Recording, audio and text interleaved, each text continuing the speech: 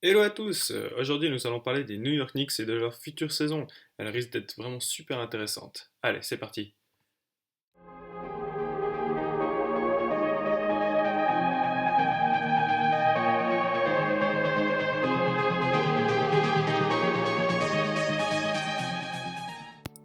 Nous allons commencer par les nouveaux arrivants car oui, la physionomie de l'équipe a passablement changé durant cette intersaison. Les Knicks ont signé 4 bons joueurs, voire même très bons joueurs, et nous allons voir d'un peu plus près le rapport potentiel pour la saison à venir. Je vais débuter avec Brandon Jennings. C'est un meneur, il a 26 ans, ce sera le meneur remplaçant. C'est un bon passeur, un très bon shooter. Il s'est cependant blessé au tendon d'Achille la saison passée. La question de son retour en pleine forme reste un peu en suspens. Deuxième signature intéressante, Courtney Lee.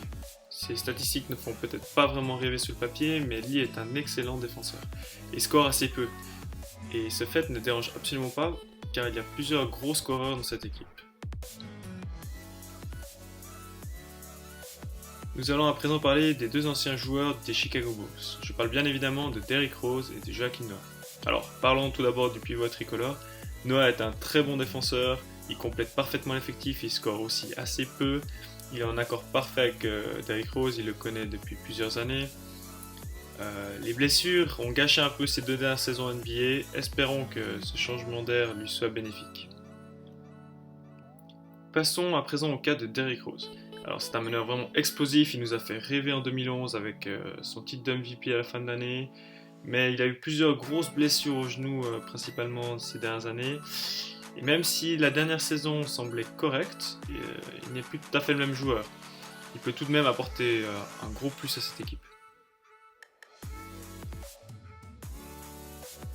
Nous avons maintenant terminé avec les nouvelles signatures et nous allons parler de deux joueurs qui étaient déjà présents l'année dernière. Je veux bien évidemment parler de Carmelo Anthony et Kristaps Porzingis. Ce sont les deux principaux éléments dont j'ai envie de parler. Carmelo Anthony, c'est un très très bon joueur, capable de beaucoup scorer, il possède pas mal d'expérience, c'est sa 13e année en NBA et ce sera le vrai leader de cette équipe de New York.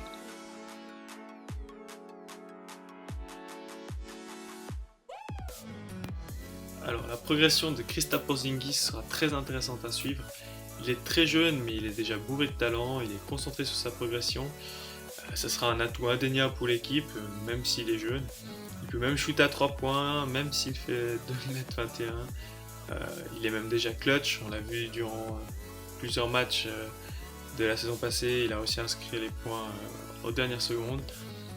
Et il apporte un vrai vent de fraîcheur à New York. Finalement, si on regarde dans l'ensemble, on peut légitimement se poser la question à savoir un titre prochainement à New York. L'équipe est de mon point de vue très bien construite. Ils sont tous expérimentés, mis à part Kristaps Porzingis.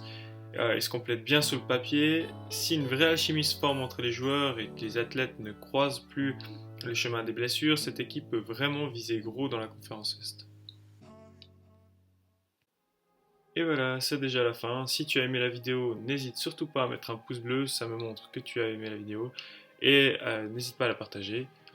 À la prochaine, ciao tout le monde.